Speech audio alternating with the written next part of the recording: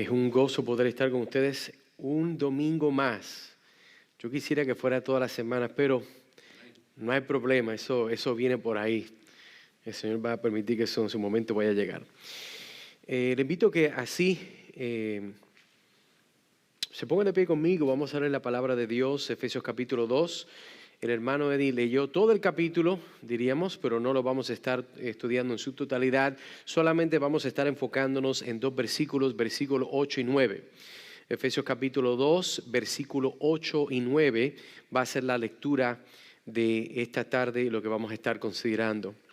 Así que dice la palabra del Señor, Efesios capítulo 2, versículos 8 y 9. Porque por gracia sois salvos por medio de la fe. Y esto no es de vosotros, pues es don de Dios, no por obras, para que nadie se gloríe. Puede tomar sus asientos.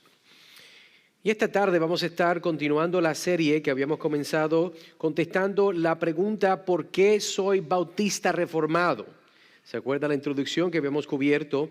Es una pregunta que muy frecuentemente, por lo menos a mí me ha pasado. Las personas, ¿verdad?, hablan del Señor, de las iglesias. Hay personas, ¿verdad?, que van a iglesias presbiterianas, anglicanas, etcétera, etcétera. Entonces de momento aparezco yo y dice, ay, Edgar, ¿a qué iglesia asistes tú? Y yo digo, yo voy a una iglesia bautista reformada. Entonces todo el mundo tira la cara así bien rara y dice, ¿y qué es eso? Entonces la meta de esta serie es poder abundar y contestar esta pregunta de por qué soy bautista reformado o qué es un bautista reformado. Y de forma de resumir, la semana pasada vimos de que el bautista reformado afirma la teología de la reforma. Nosotros afirmamos la teología que se llama calvinista. Nosotros afirmamos la teología de pacto, afirmamos la teología bautista y afirmamos confesiones y credos. Eso fue prácticamente el resumen. Una de las preguntas que habíamos hecho es ¿qué significa ser reformado? Y el propio término, estamos viendo que la palabra reformado significa dar forma de nuevo. No es una palabra muy profunda, pero sí vale la pena poder explicarla. Así que una forma más sencilla, ser reformado significa estar formando a la iglesia de nuevo a la imagen que Cristo nos da en las Escrituras. Eso es lo más importante. Esta idea de la reforma históricamente se ve cuando Martín Lutero comienza esta campaña en dar unas tesis que él clava en la puerta de la iglesia en Wittenberg, donde él está diciendo en latín, estas son las áreas donde nosotros tenemos que dialogar porque esto no concuerda con la palabra de Dios. Entonces él estaba retando a la iglesia católica para decir en estas áreas, esto que se cree y se practica en la iglesia católica no está de acuerdo a la palabra, tenemos que reformar. Cubrimos un poco de la historia la semana pasada de lo que significa sola escritura, solamente por las escrituras, y después estudiamos el texto de 2 de Timoteo, capítulo 3, versículos 16 y 17. Nosotros vimos en esos versos el origen de la palabra, la utilidad de la palabra y el propósito de la palabra. Y en esta tarde vamos a hacer de nuevo con ese mismo formato y vamos a comenzar con un poco de la historia hablando de qué es sola fide, solo por la fe. La palabra fidelis es esa palabra en el latín donde entendemos esta idea de lo que es fidelidad o la fe. Y entendemos que una de las postulaciones de la reforma era sola escritura, sola fide, que vamos a estar viendo en esta tarde. Y después entramos en el texto que leímos al principio en Efesios. El término sola fide contiene de nuevo la palabra sola, como habíamos visto en nuestro último tiempo en el mensaje. Y fide es la palabra para lo que conocemos fe, que viene de fidelis, y recordamos el lema del cuerpo de lo que es este brazo de las Fuerzas Armadas, la Marina. Ellos dicen un término, dice semper fi, o semper fidelis, y este es el himno adeste fidelis, que está diciendo siempre fiel. Entonces sola fide significa solo por fe. Solo por fe. ¿Por qué solamente solo por fe? Vamos a verlo. Pero cuando vemos la palabra sola fide, está hablando particularmente de eso. Y antes de exponer brevemente la doctrina de la justificación sola por la fe, quiero dedicar unos instantes a recapitular la urgencia que los reformadores del magisterio sentían en esta cuestión. Ellos no pensaban que el debate sobre la justificación fuera una discusión sobre algún punto fino de la teología en que los teólogos se reúnen y discuten sobre cuestiones secundarias. No solo estaban convencidos de la verdad de la justificación solo por la fe, sino que creían que era de importancia crítica. ¿Qué es esta idea de este concepto de justificación solo por la fe? Esta es la idea de que una persona es justificada por Dios por la obra de Cristo, no basada en sus obras, sino poniendo su fe en la obra de Cristo, la cual murió en la cruz de Calvario. Así que un artículo sobre lo que sostiene o donde se cae esta teología en la iglesia, Lutero dijo que la justificación por la fe es el artículo sobre el cual la iglesia se sostiene o cae. Estamos hablando de algo muy importante. Decir que ese es el clavo de la cual se aguanta la iglesia, esta idea de la justificación por fe. Ahora podríamos ver esto desde un punto de vista del siglo XX como una exageración. ¿Verdad? Simplemente es una exageración. ¿Por qué hablan de esa forma? Pero era claramente la convicción de Lutero de que esta doctrina era tan importante porque tocaba el corazón y el alma del evangelio mismo. Cuando usted entiende lo que el evangelio está proponiendo el evangelio que una persona puede ser salva no por sus obras, sino por las obras de Cristo. Por lo cual uno se arrepiente en la respuesta bíblica y uno pone su fe en Cristo Jesús. Pero entonces vemos de que hay una muerte total y una oscuridad sin esta idea de la justificación por la fe o sola fide. Quisiera leer dos citas de Lutero sobre esta idea de sola fide. Primero quiero leer un comentario ampliado de su opinión sobre la importancia de la misma y luego un comentario que se refiere a su profunda preocupación de que la recuperación de la doctrina bíblica de la justificación por la fe, fuera efímera, fuera pasajera. Primero, debe entonces darle estos comentarios ampliados sobre la importancia de la doctrina de la justificación por la fe. Dice Lutero, esta doctrina es la cabeza y la piedra angular. Solo ella engendra, alimenta, construye, preserva y defiende la iglesia de Dios. Y sin ella la iglesia de Dios no puede existir ni una hora. Entonces más tarde Lutero comenta y abunda más y dice, el artículo de la justificación es el maestro y príncipe, el Señor, el gobernante, el juez sobre toda clase de doctrinas. Preserva y gobierna toda la doctrina de la iglesia y eleva nuestra conciencia ante Dios. Sin este artículo el mundo es muerte y tinieblas absolutas. Ningún error es tan mezquino, tan torpe y tan anticuado como para no ser supremamente agradable a la razón humana y para seducirnos si estamos sin el conocimiento y la contemplación de este artículo, la idea de justificación por la fe. Luego, más tarde en su vida, Lutero dice, somos pocos los que conocemos y comprendemos este artículo. Y lo trato una y otra vez porque temo que mucho que después de haber reposado nuestra cabeza, pronto se olvide y vuelva a desaparecer. Y en verdad, no podemos captar o agotar a Cristo y la justicia eterna con un solo sermón o pensamiento, pues aprender a apreciarlo es una lección eterna que no podemos terminar ni en esta ni en la otra vida. Así que vemos de que la preocupación de Lutero es este concepto de justificación por la fe solamente, que hasta el día de hoy la Iglesia Católica no entiende aún dentro de sus posiciones doctrinales. Ellos dicen que nosotros como protestantes, nosotros somos anatema. Nosotros somos malditos eternamente porque creemos que es solamente por la obra de Cristo Jesús sin incluir las obras del hombre. Entonces, pero vemos entonces la centralidad de su contenido hablando de la justificación por la fe. Si fuera a añadir mi observación personal, por ejemplo, a la de personas como Lutero, Calvino y J.I. Packer, sería esta, respecto a este tema. Todas las doctrinas de la iglesia, la teología sistemática, la doctrina de la justificación solo por la fe, es relativamente fácil de captar con la mente, no es nada muy difícil. No es tan complicada, difícil o retadora que solo los expertos especializados en el campo de la teología puedan captarla. Es algo para la persona común. Pero hacer que la doctrina pase de nuestra mente a nuestro corazón, escuche bien, como una convicción es otra cosa. Y ese es el problema. Hay gente que puede aceptar la idea intelectual, puede captar el concepto, pero una cosa es yo entender algo, otra cosa es creerlo. Hay personas que creen en Dios, pero una cosa es creer en Dios, otra cosa es creerle a Dios. Una demuestra una idea que usted sostiene, otra demuestra total y sumisión a la soberanía del Rey del universo.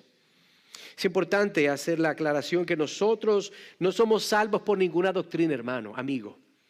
No es la fe en la doctrina de la justificación por la fe que redime una persona, no.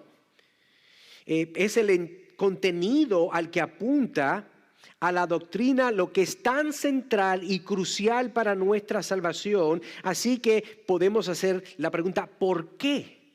¿Por qué?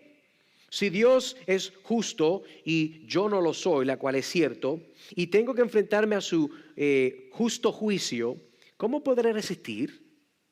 Lo que necesito desesperadamente por toda la eternidad es el ser juzgado. Esa es la conclusión. La Biblia dice que Dios a la vez es un justo y justificador. La Biblia dice que de modo que sea cual sea la forma en que lleve a cabo su justificación, lo hace sin comprometer su propia justicia. Y esto es muy interesante, porque si un juez es justo, él tiene que sostener la ley sin violarla. Si la viola, no es justo, y si la viola, no es Dios. El siguiente punto aquí es tan crucial, es que Dios quien hace la justificación, esto no es difícil de entender y las implicaciones son claras, ¿no es así? Si Dios es el que justifica, ¿qué dice eso de mi capacidad para justificarme?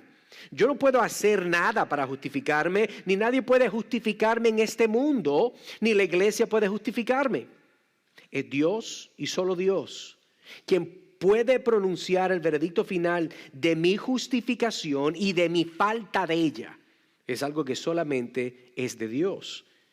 Entonces, si vemos la idea de este concepto de justificación por la fe de una perspectiva, de una declaración legal, los reformadores del siglo XVI insistieron en que la justificación es un concepto forense. Escuche esa palabra bien. Enseñaban lo que se llama justificación forense. Este término no se usa comúnmente hoy en la iglesia. El lugar más frecuente en el que oímos referencias a lo forense es en los juicios penales. Por ejemplo, Perry Mason, o el juicio de cuando se dio el juicio de O.J. Simpson, ¿usted se acuerda? Por ejemplo, donde oímos esta palabra hablada, esta patología forense o de pruebas forenses. Existen pruebas forenses que implican la competición en el debate, la oratoria, etcétera, etcétera. Porque el término forense aquí tiene que ver con algún tipo de anuncio o pronunciamiento en el ámbito de derecho. Eso es lo que estamos hablando. Cuando hablamos de que la justificación es forense, queremos decir que el análisis final, Dios nos justifica cuando pronuncia que a sus ojos somos considerados, estimados o considerados como justos. O sea que la justificación forense implica la declaración de Dios de que una persona es justa en sus ojos. Una persona es justa en los ojos de Dios. Eso es lo que estamos hablando. Es una declaración legal por la que Dios declara a una persona justa. Entonces, venimos y tenemos que interactuar con una expresión que se vio en la historia para dar este contexto y llegar al texto que vamos a estudiar. Es una expresión en latín que se dice simul iustus et peccator. Eso es una palabra muy bonita, una frase muy extraña, pero ayúdeme, permítame poder desenvolverla. Hace un momento usé una serie de palabras que quiero desarrollar en esta expresión y he dicho que el Dios nos juzga, nos declara, nos considera, nos cuenta o nos tiene por justos. Para entenderlo tenemos que hacer una pequeña incursión en esta expresión latín, muy sencilla.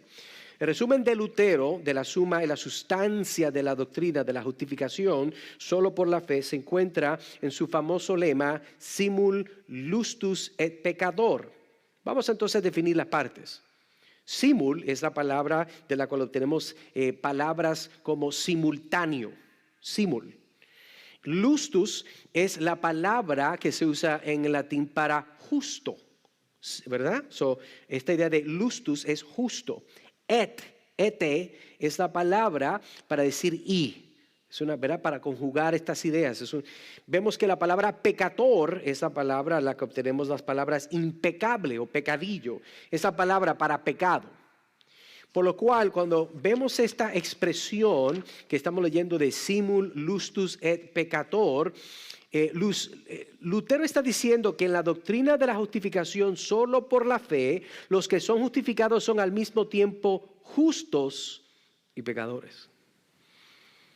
Los que son justificados por Dios son simultáneamente justos y pecadores. Lutero no está hablando de una contradicción. No. No quiere decir que seamos justos y pecadores al mismo tiempo en la misma relación. Eso no es lo que está diciendo él. En otras palabras, el sentido en que somos justos es diferente del sentido en que somos pecadores. El Evangelio de las buenas nuevas, las buenas noticias, según Lutero se encuentra precisamente en este punto. ¿Cuál es el punto? Lutero dice que la gloria del Evangelio es que Dios declara a las personas justas cuando todavía son pecadoras. Esa es la idea. Declara que una persona es justa delante de sus ojos y ante la ley, aunque todavía sea una persona pecadora. Ese juicio de declarar justo a alguien que en sí mismo no es justo, lo que crea gran parte de la controversia sobre esta misma doctrina. Ha llevado a algunos críticos de la Reforma a decir que los reformadores postularon una ficción legal que hace a Dios culpable de mentir y decir que alguien es justo cuando de hecho no lo es. Pero el concepto bíblico de la justificación por la fe no se basa en que Dios considera a las personas como algo que en sí mismas no son a causa de la obra de Cristo en la cruz. Pero este concepto bíblico, por ejemplo, si usted fuera a ver en Génesis capítulo 15, no tiene que ir, pero simplemente lo menciono. Cuando Dios hizo ciertas promesas al patriarca Abraham, el autor del Génesis nos dice que Abraham creyó a Dios.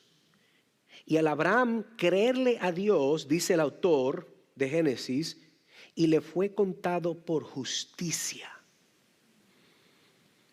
La fe que Abraham depositó en lo que Dios le había dicho a él fue lo que lo hizo que él fuera contado como una persona justa. Entonces, ¿por qué es que Dios nos cuenta como justos?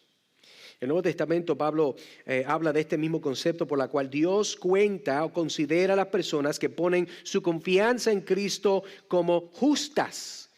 Estas personas no son justos porque su fe expía todos sus pecados o porque su fe es una forma tan suprema de justicia que cubre toda la injusticia, tampoco. Más bien la razón por la que Dios nos considera a personas como ustedes y como yo justos es por la obra de Cristo en nuestro favor. La cuestión fundamental es esta: ¿en base a la justicia de quién declara Dios a alguien justo? La Reforma respondió claramente que el único fundamento por el que Dios me considera justo es el fundamento de la justicia de otra persona, no de usted, la justicia de Cristo. Entonces, con esa pequeña introducción, no quise dar más información para que no se vaya, ¿verdad? Se le vaya a derramar del jarro del cerebro que tiene y de su atención, ¿verdad? Pero quiero que nos ayude a darnos un contexto histórico. Para entonces, con su Biblia abierta, volvamos a Efesios capítulo 2. Vamos entonces a exponer los versículos 8 y 9, la cual es un verso y es un texto. Estos dos versos nos ayudan a ampliar este concepto de la justificación por la fe, este concepto de sola fide. Dice de nuevo Efesios 2, versículo 8 y 9, porque por gracia sois salvos por medio de la fe, y esto no de vosotros, pues es don de Dios, no por obras, para que nadie se gloríe. Así que lo que vamos a cubrir estos próximos minutos, vamos a ver entonces en 3 encabezados. Número 1, la verdadera fe es el vehículo a la salvación. Número 2, la verdadera fe es un regalo de Dios. Y encabezado número 3, la verdadera fe no produce vanagloria. La meta de este sermón es probar que solo por la fe todo ser humano puede ser salvo y justificado por Dios. Entonces, en otras palabras, permíteme hacerte una pregunta. ¿Cuál fue el medio que Dios usó para salvarte a ti? ¿Cuál fue el medio que Dios usó para salvarte a ti? ¿Eres salvo porque te bautizaste? ¿Te metieron en el chapuzón? ¿Eres salvo porque hiciste un negocio, trato con Dios en un momento de desesperación? Señor, si tú me sacas de esta, Señor, yo te prometo que te voy a servir. Mucha gente hace eso, ¿verdad? ¿Eres salvo porque Dios te usa con dones o milagros? Hay personas que creen eso. Mira cómo Dios me usa. ¿Eres salvo porque has tenido una experiencia sobrenatural? No, que yo me acuerdo que desde aquel día que yo vi los cielos abiertos y los ángeles, yo fui una persona nueva. ¿Será eso cierto? ¿Eres salvo porque te confirmaste cuando eras niño en la iglesia luterana o en la iglesia católica? ¿Será ese el medio? ¿Eres salvo porque repetiste con toda sinceridad la famosa oración del pecador? La Biblia dice que buscad a Dios mientras puede ser hallado, y toda persona que Dios salva, esa persona Dios le da fe y arrepentimiento, y esa persona clama a Dios. La Biblia dice, clama a mí y yo te responderé. Pero Dios no me salva porque yo clamo. Y en el mundo de hoy se dice que porque tú oras esa oración, no mágica, pero pudiera ser casi considerada, Dios entonces está obligado a salvarte. No, eso no es así. Y eso no es lo que la Biblia enseña. Dios salva personas a pesar de su mala oración. Dios salva personas a pesar de su mala teología con errores. Dios salva personas aún hoy en día, personas que fueron a una iglesia católica y se sentaron en la misa mientras leían su Biblia. Y el Espíritu Santo le da claridad del Evangelio. Dios la salvó hoy, a pesar de la blasfemia de su teología. En un mundo de tantas iglesias falsas y con tanta doctrina de demonios que enseñan por falsos maestros y pastores no llamados por Dios, es esencial saber cuál es el medio único que Dios usa para salvar a pecadores como tú y como yo. Espero que al final de este sermón tengas una mayor claridad de por qué la fe bíblica es esencial e importante y cuál es el uso bíblico de la misma en la vida del cristiano para el día de hoy. El doctor R.C. Sproul, hablando de ese tema, decía, cuando hablamos del cristianismo es más probable que lo llamemos fe cristiana que religión cristiana. Esto es apropiado en el sentido de que el concepto de fe es fundamental para el cristianismo porque la fe es central en la visión bíblica de la redención. Sin embargo, la fe es un concepto polifacético, por lo que incluso muchos cristianos se profesan en la fe, se esfuerzan por entender qué es exactamente.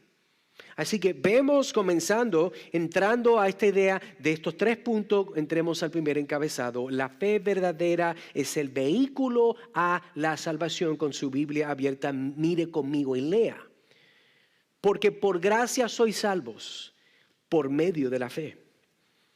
Entonces, si vamos a ver esta carta de Efesios, tal vez usted no conoce mucho de ella, así que demos un poco de contexto. La carta de Efesios es una carta escrita por el apóstol Pablo a la iglesia que radicaba en Éfeso. Éfeso era la capital de la provincia romana de Asia en su tiempo, a la costa occidental de Asia Menor. Estaba situado entre las mitades oriental y las occidental del Imperio Romano y se encontraba entre las 5 principales ciudades del imperio del primer siglo. Es una ciudad muy importante. Fue importante para la difusión del cristianismo estar en Éfeso. Durante la inusual estancia de Pablo en Éfeso, se convirtió en el centro de evangelización de la parte occidental de Asia Menor, como puede ver en Hechos capítulo 19, versículo 10. Los vínculos afectivos de Pablo con esa iglesia se revelan en su discurso de la despedida a sus ancianos, la cual está en Hechos capítulo 20, de los versos 16 al 38. En un momento cívico más destacado de Éfeso, era una de las 7 maravillas del mundo antiguo. El templo de la diosa Diana estaba ahí. Era una inscripción, la ciudad se describe a sí misma como la nutridora, la diosa. Y esta, a su vez, hace de Éfeso la más gloriosa de las ciudades asiáticas. Así que entendamos que a donde está esta iglesia era un tremendísimo lugar.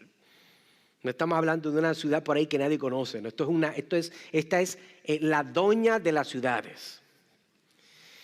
Pero viendo entonces qué es Éfeso, consideremos entonces lo que es el bosquejo de Éfeso mientras llegamos al capítulo 2. Capítulo 1 al 3 nos habla de nuestras riquezas en Cristo.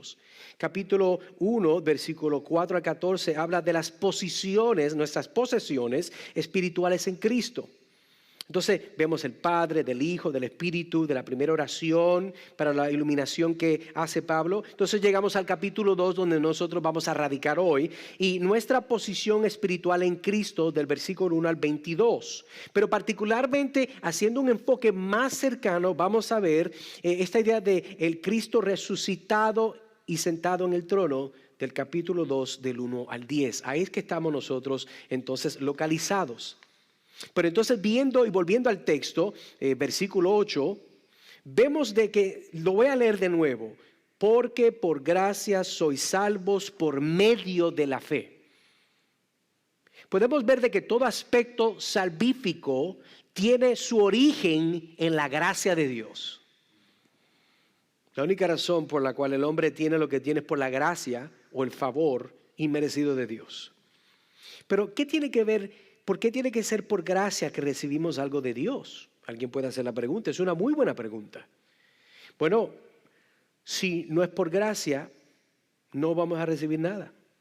Si no es por gracia, no podemos si no es por gracia, nosotros entonces podemos asumir que nos merecemos algo.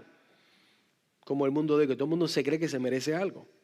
Si no es por gracia, entonces asume que Dios le debe algo a alguien. Y eso no es cierto, Dios no le debe nada a nadie. Entonces, ¿sería injusto Dios si no muestra su gracia a todo el mundo? Alguien puede hacer esa pregunta, pero espérate, si Dios no le muestra su gracia a todos, entonces Dios es injusto. No, Dios no es injusto. Dios puede ser justo y condenar a todos en el mundo mandándolos al infierno porque esa es su merecida paga. Dios puede mostrar su gracia, un favor no merecido por su propio placer. Él no le debe nada a nadie. Dios puede ser justo y mostrar gracia, pero Dios nunca puede ser injusto. Dios puede ser justo o dar gracia, pero Dios no tiene una tercera categoría de ser injusto. Y mucha gente se llena la boca diciendo ignorancias. Es que Dios es injusto. Es que yo antes era cristiano, pero en el momento de más dificultad Dios no me respondió. No, perdóneme. Lamento que haya pasado sinceramente un momento difícil, pero el Dios que usted está describiendo no es el de la Biblia. Perdóneme. Porque el Dios de la Biblia no es injusto. Y si usted está vivo, es porque Él no está siendo justo con usted. Él está mostrando gracia. Así que observa que cuando vemos aquí el versículo 8, es por gracia que cualquier hombre o mujer son salvos. Nadie se merece salvación, sino que es la prerrogativa de Dios, el Padre, Hijo y Espíritu Santo. También observa que la gracia de Dios lleva a todo hombre y mujer a ser expuestos al medio o vehículo de la fe, la cual nos lleva a Cristo para ser salvos. Eso es lo que dice, lo leo de nuevo, porque por gracia sois. Note también que este es un aspecto donde Pablo está hablando a esta iglesia. Cuando dice sois, está hablando a la iglesia. Porque por gracia sois salvos por medio de la fe. Ustedes todos, hermanos y hermanas, quienes se han arrepentido de sus pecados, han puesto su fe en Cristo Jesús, ustedes son salvos por gracia de Dios, pero por medio de la fe. Entonces la pregunta que alguien puede hacer, que también es una muy buena pregunta, a mí me gustan las preguntas, por cierto, hace para muy buenas conversaciones. ¿Qué es la fe?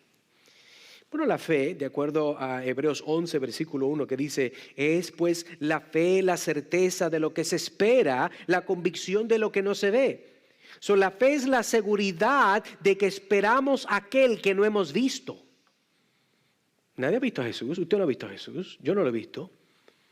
Mas sin embargo, nosotros tenemos una fe, una seguridad, una confianza certera de lo que se espera. Una convicción total de lo que no se ve.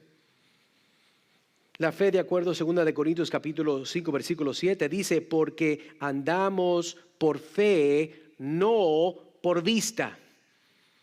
La fe, recuerde, si nosotros la fe, una palabra sinónima a la fe es confianza.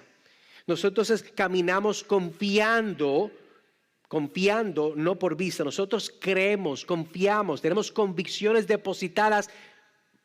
¿Pero en qué? Porque la fe sola no tiene valor. Y lo vamos a estar viendo. Que lo que la fe en sí lo que va a apuntar es el objeto de la fe. La forma que vivimos la vida es una en total confianza de Dios y su palabra. La fe, de acuerdo a Hebreos capítulo 11, versículo 6, dice, pero sin fe es imposible agradar a Dios, porque es necesario que el que se acerca a Dios crea que le hay y que es el galardonador de los que le buscan. Vemos en ese caso de que la fe es la forma en la que únicamente podemos agradar a Dios. Si usted no está y obtiene, es poseedor de una fe bíblica, usted no puede agradar a Dios.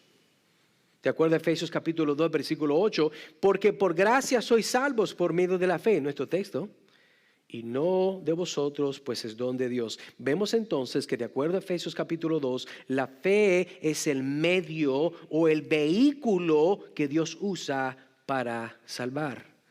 La fe como tal nos salva. La fe es el vehículo o el medio que Dios usa para salvar. Hay una diferencia. Porque es importante entender que la fe por sí sola no salva a nadie. Bueno, el pastor Burke Parsons de la iglesia St. Andrews en Sanford, en un sermón, hace esta expresión una vez. Nuestro Padre es la fuente de nuestra seguridad, Cristo es la base de nuestra seguridad, el Espíritu es el sustentador de nuestra seguridad y nuestra seguridad no se establece en la fuerza de nuestra fe, escuche bien, sino en el objeto de nuestra fe, Jesucristo. Por lo tanto, cuando dudemos, recordemos que cuando Abraham contaba las estrellas, nos estaba contando a ti y a mí y a todos los elegidos en Cristo antes de la fundación del mundo. Por eso es interesante entender que la fe como tal, hermano, la fe como tal no hace nada. Porque cuando usted dice yo tengo fe, el mundo entero asume que es como un agente mágico. Yo tengo fe. Pero cuando alguien diga algo, diga esa expresión, acostúmbrese a hacerle la próxima pregunta. ¿En qué? ¿En quién? ¿En quién o en qué? No, yo tengo fe. ¿En qué? ¿En qué tú tienes fe? ¿En quién? ¿En alguien tiene fe? Porque la fe es algo que es una expresión de un concepto. Pero la fe no es algo cuantitativo, no es algo que usted puede tomar o medir o pesar. Pero el mundo de hoy dice, si tú tienes suficiente fe, Dios va a obrar. Si tú tienes suficiente fe, escucha bien, yo sé lo que ellos quieren decir, pero eso no es lo que la Biblia dice. Si tú has puesto tu fe en el Señor Jesucristo, tú puedes ser, por el poder de la palabra de Dios y la obra tú puedes ser salvo hoy. Pero tu habilidad de acumular fe como si fueran fichas o monedas no existe. Porque la fe es un don de Dios. Dios te da fe. La fe es el resultado de su palabra, el Evangelio. Y cuando Dios te da fe, no es un concepto cuantitativo. Es una idea de que Dios te la da. Es por eso que la fe en medio, o el vehículo que Dios ha usado y seguirá usando para llevar a pecadores como nosotros al conocimiento del único Señor y Salvador Jesucristo. Así que hemos visto que la verdadera fe es un vehículo a la salvación, el primer encabezado, pero me imagino que muchos podrían estar pensando, bueno, ok, pues entendemos de que sí, muy bien, la fe es la verdadera fe es un vehículo a la salvación, pero ¿de dónde viene? ¿Cuál es el origen de la fe? ¿Alguien la compró? ¿Alguien la creó? ¿De dónde surge esta idea? ¿Mitológica tal vez? No es mitológica, es bíblica. Así que vamos entonces a pasar a nuestro segundo encabezado. Hemos visto el primero, la verdadera fe es el vehículo a la salvación. Veamos entonces el encabezado número 2. La verdadera fe es un regalo de Dios. Efesios capítulo 2, versículo 8 al 9, volvemos al texto, con su Biblia abierta, lea conmigo, porque por gracia sois salvos por medio de la fe, y esto no de vosotros, pues es don de Dios. Y lo que vamos a ver en este segundo encabezado es que toda fe bíblica es un regalo de Dios para salvación por el Evangelio. Así que vamos a hacer observaciones aquí. Note conmigo que el hombre y la mujer no son el origen de la gracia y de la fe bíblica. Mire lo que dice, y esto no de vosotros. Está asumiendo al antecedente que dice que por gracia sois salvos por medio de la fe. Pero dice, y esto, no estos, esto, la idea de la fe, dice que no es de vosotros. Así que iglesia en Efesios, la fe que ustedes han recibido no vino de ustedes. No pudo ser de ustedes. ¿Pero por qué es importante entender eso? Bueno, es importante entender eso porque Dios solamente es el origen del cual viene toda fe bíblica y salvífica. No viene de ningún hombre o mujer. Santiago capítulo 1 versículo 17 dice, toda buena dádiva y todo don perfecto desciende de lo alto del Padre de las luces, en el cual no hay mudanza ni sombra de variación. Entonces entendemos que la fe bíblica es un regalo, es un don de Dios. Si algo es por gracia, podemos asumir que viene solamente de Dios y no del hombre, porque es por gracia. La razón es clara, mire lo que dice el texto aquí, cuando hace la expresión, por lo menos en la Reina Valera, dice, pues es don de Dios. Cuando está diciendo pues, está diciendo, esta es la razón por la cual no viene de vosotros, porque viene de Dios. Pero volvemos, ¿por qué es esencial entender que la fe es un regalo de Dios? Porque usted tiene que entender, recibir. ¿Por qué? Gálatas capítulo 2, versículo 6 dice lo siguiente. Sabiendo que el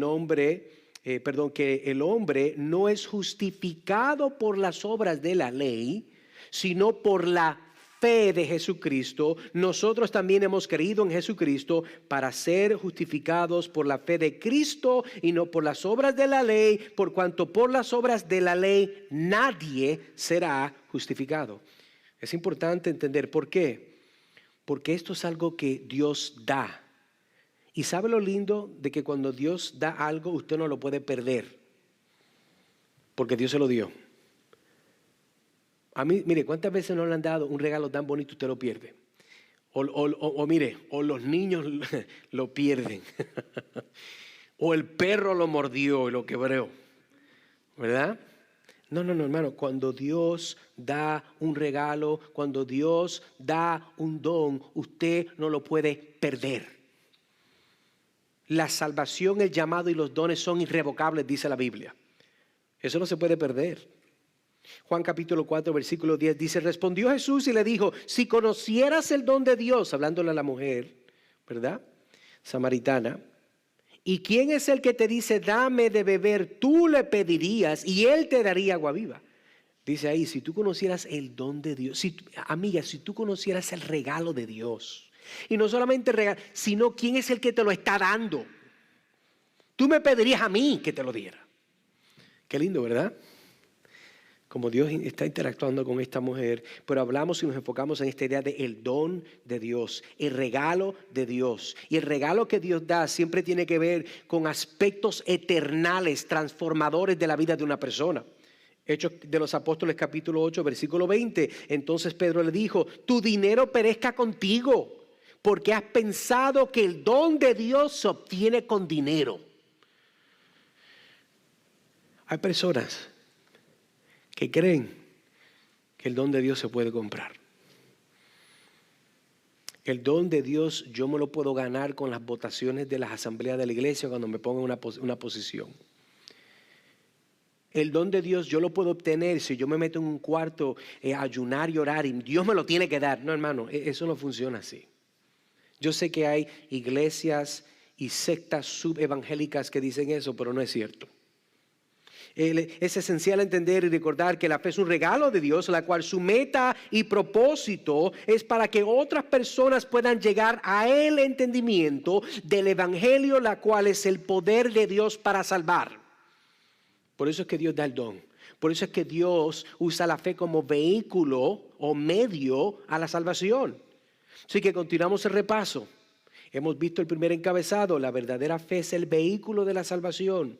Encabezado número 2, que es el que cubrimos ahora, la verdadera fe es un regalo de Dios.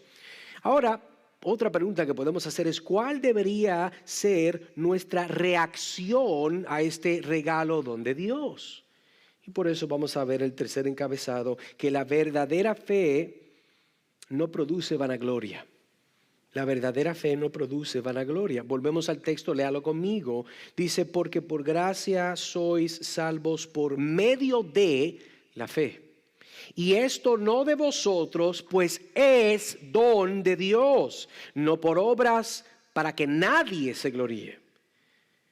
Y en este tercer encabezado vemos que es imposible que la fe que salva sea una usada para gloriarse. Es imposible. Observe conmigo el versículo 9. Mire su Biblia, mírala conmigo, mire ahí.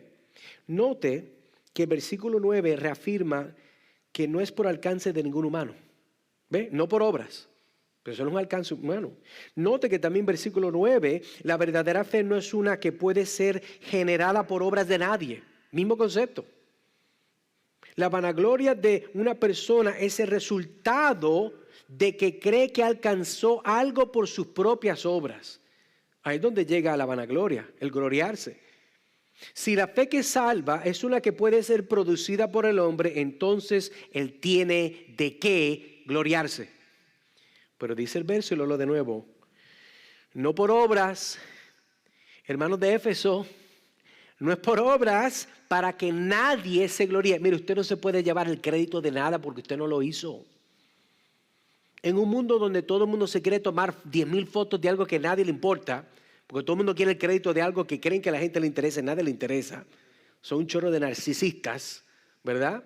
La gente le gusta tomar el crédito. ¿Te gusta, verdad? Que diga, ay, mira qué bonito el hermano, mira cómo él hace eso, mira qué lindo. Eso a la gente le gusta. El Señor sabía de que este mundo siempre iba a ser igual. ¿Ve? Decía alguien por ahí, es el mismo perro con diferente collar. Es la misma humanidad con diferente tecnología. Entonces vemos, quiero entonces dar un poquito más, ir en profundidad en esta palabra que dice gloríe. Gloríe, vamos a ver un poco del griego hoy. Esta palabra es la palabra kauxasmai. Y esta palabra de kauxasmai está diciendo que es de hablar de hechos, habilidades o características de una manera que muestra orgullo o autosatisfacción. Entonces en la Biblia la palabra también tiene una connotación más puede ser más positiva de gloriarse. Hay otro texto que vamos a ver, por ejemplo, ¿verdad? Dice aquí, vamos a usar la palabra en un contexto positivo, gloriarse. Primera de Corintios 1:31 dice, para que, como está escrito, el que se gloría, gloríese en el Señor. ¿Ve? Vamos a gloriarnos en el Señor. Se está usando una forma positiva. Pero esta no es la forma que se está usando en este verso. Las implicaciones de la fe verdadera es que ella es una que es el medio que Dios usa para salvar a pecadores. La verdadera fe es una que es dada por Dios como un regalo. Y finalmente vemos que la verdadera fe no es resultado de las obras de nadie. ¿Por qué? Porque entonces no sería por gracia, sino por obras. Esto es lógico. Si fuera la verdadera fe alcanzada por obras, entonces el hombre o la mujer tendría razón de gloriarse. Pero entendemos que aquí nadie se puede llevar el crédito, la gloria. ¿Por qué? Porque no es por obras para que nadie se gloríe. Aunque al otro teólogo histórico dijo, sí es por obras, pero no las tuyas. Y por las obras de esa otra persona, esa persona dice que su nombre es sobre todo nombre. La Biblia dice que en nombre de esa persona toda rodilla se doblará y toda boca confesará de que Jesucristo es el Señor para la gloria de Él es del Padre. Eso sí es por obras. Sí fue por una obra horrorosa, una obra terrorista, una obra no justa, una obra que da asco a la sociedad de ese tiempo porque era una vergüenza que alguien fuera puesto en una cruz. Sí fue por una obra, no la obra de nadie, sino del Hijo de Dios encarnado, el Eterno, la cual la Biblia dice, porque de tal manera expresó, Dios mostró su amor al mundo que envió a su Hijo unigénito para hacer una obra completa y para que todo aquel que creyera en Él a través de esa obra pudiera ser salvo y tuviera vida eterna. En este caso a la iglesia no es por obras, porque la iglesia no se puede santificar, la iglesia no se puede glorificar, la iglesia no puede darse esas habilidades. Pero sí es por la obra del Hijo de Dios perfecto, el Cordero inmolado, el Cordero que no tiene mancha, ese Cordero la cual fue abusado, maltratado, perseguido, ultrajado. Y gloria a Dios por ese Cordero. Así que cuando nosotros de ahora en adelante pensemos en este concepto de sola fide, justificación solo por la fe, eso es lo que estamos hablando, justificación solo por la fe. Tenemos entonces que tal vez recordarnos, aunque sea en este verso, Efesios 2, versículo 8-9, donde estuvimos leyendo y hemos leído, lo leo una vez más. Porque por gracia sois salvos, por medio de la fe. Y esta fe no es de vosotros, pues es don de Dios. No por obras, para que nadie se gloríe. Así que repasamos una vez más. Hemos visto que la verdadera fe es el vehículo de la salvación. La verdadera fe es un regalo de Dios. Pero también la verdadera fe no produce vanagloria. Porque la verdadera fe es una que se nos fue dada. Tú no la compraste. Yo no me la gané. Si yo pudiera ganármela, así de fácil la perdería. Pero gloria a Dios, que es un don de Dios. Y cuando Dios te da algo, créame, que Dios asegura que usted nunca lo pierda. Hermano, ¿cómo usted puede decir eso? Bueno, sí, se lo va a probar. Cuando el Padre manda al Hijo a morir por aquellos que Él eligió, Cristo en Juan capítulo 7 más tarde dice, Padre, en oración sacerdotal que Él hace, Padre, oro por aquellos que tú me has dado, las cuales no he perdido. No oro por el mundo, sino oro por aquellos que tú me has dado. Señor, santifícalos. Que ellos se amen los unos a los otros y que su amor sea como el amor que yo tengo contigo. Que ellos estén en ti como yo estoy en ti. Y que ellos estén... Miren lo que Jesús está diciendo. El Padre dio al Hijo. Pero lo que el Padre dio, esa persona que Dios le da, no puede perderlo. Porque es una obra de Dios.